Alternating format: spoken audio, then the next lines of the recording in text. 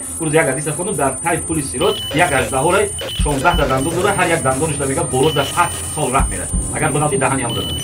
روز یک حدیث خوندم در تای پل صراط یک اژدها را 16 تا دندون داره، هر یک دندونش در میگه بروز در 7 سال راه میره.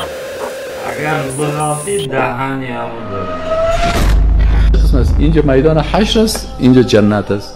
تو که توحید آمی بر موحدین است، پل صراط بر کافران نیست، بر مسلمان های موحد است. کافر خزم دروازه داخل دوزخ میشه. از این سر پل صراط کی تیر میشه؟ نبیین، صدیقین، شهدا، اولیاء الله، مسلمان ها. یا از سر پل برشون میگه شما از این پل برین به جنت. خب خود دوزخ است، از سر بام دوزخ فهمیدین؟ تو میری راستن به کجا؟ به جنت. این حال از این پل وقتی که حرکت میکنی در این سر پل که برسی دروازه اول اتاقت میکنی. تو موحد بودی میگی بله، کلمه خواندی بله. چند تا نماز قرضدار استی؟ والا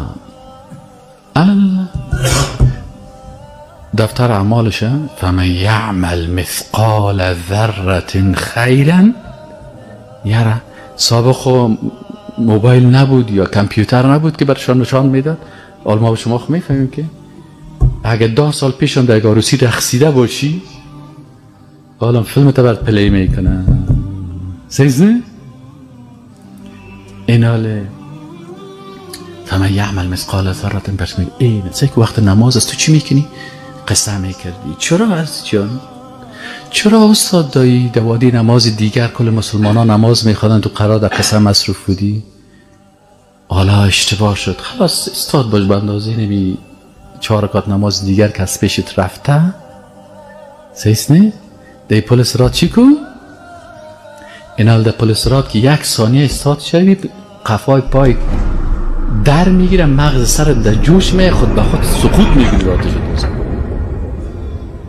از این خاطر به جنت که هست هر کسی که با لا اله الا اللهش خراب نشده باشه. اگر این افکاری که از متاثر بود خود وقت از دروازه که دوزخ رفتن، اما اگر از این نجات پیدا کردی در پل صراط از پیش تو پرسان میشه. از این خاطر یک کسی در 1 دقیقه به جنت میره، یک کسی در 10,000 سال بعد. یک وقت میگه که توتگک زغال از پیش جور شدن اما تو روان است. کجا میری زغال جان؟ میگه حالا 70 در گرفتم 70 در گرفتم 70 در گرفتم زغال گشتم. الله حفظ کنه بسیار سخت است. باز میگه اینجا که آمد باز دان دروازه جنت باز سرش آب میپرتن میشوین باز پسی مادم سیایش گم میشه. باز برش میگه سلام علیکم طبتم، آل پاک شدین. پاکی چی قسم میشه؟ یا در دنیا با توبه خدا پاک میکنی،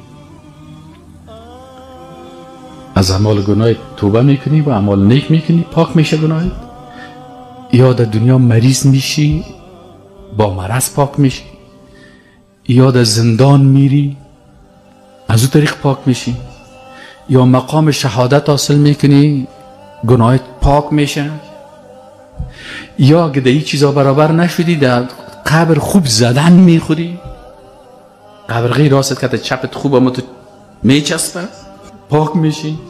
اگه باز اونجا پاک نشی در میدان حشر 50,000 سال در میدان حشر که ماندی اونجا گناه پاک میشه، عذابا رو میبینی.